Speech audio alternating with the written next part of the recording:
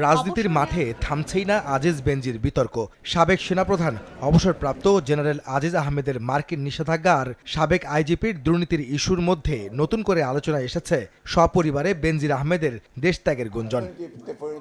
নিজ অ্যাকাউন্ট ফাঁকা করে সবার সামনে দিয়ে বেনজির আহমেদের বিদেশে চলে যাওয়াই প্রমাণ করে দুর্নীতির বিষয়ে সরকারের অবস্থান লোক দেখানো ছাড়া কিছুই নয়। এমন অভিযোগ করে বিএনপি মহাসচিব বলেছেন, শুধু একজন নয়, এমন অসংখ্য দুর্নীতিবাজ সৃষ্টি করেছে ক্ষমতাসীনরা। জাতীয় প্রেস ক্লাবে এক আলোচনার সভায় মির্জা ফখরুল এ দাবি করেন। বেনজির চলে গেছে সকলের চোখের নাকের পক্ষ দিয়ে।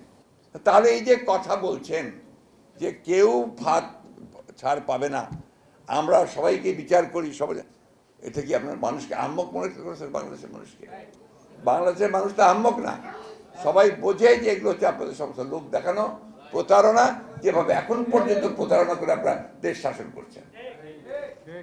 এক বেনজির নয়, আমি সেদিনও বলেছি, এক আজিজ নয়, এরকম অসংখ্য আজিজ আর বেনজির তারা তৈরি করেছে।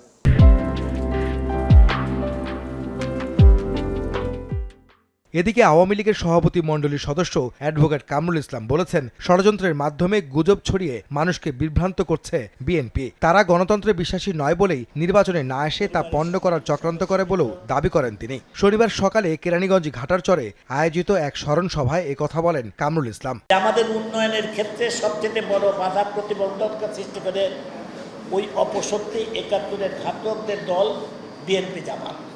সরকারের বিরুদ্ধে অবস্থানের পাশাপাশি তারা দেশের বিরুদ্ধে তারা অবস্থান গ্রহণ করে। গণতান্ত্রিক দল নির্বাচনের পক্ষে থাকবে, নির্বাচনে অংশগ্রহণ করবে, গণতান্ত্রিক যাত্রায় সব যাত্রায় তারা শরিক থাকবে, এটাই কথা। এটা গণতন্ত্রে বিশ্বাস করে বলে নির্বাচনে আসে না। দেশ বিরোধী অপশক্তির বিরুদ্ধে প্রতিরোধ গড়ে তুলতে সাধারণ মানুষের প্রতি আহ্বান জানান আওয়ামী লীগের এই নেতা।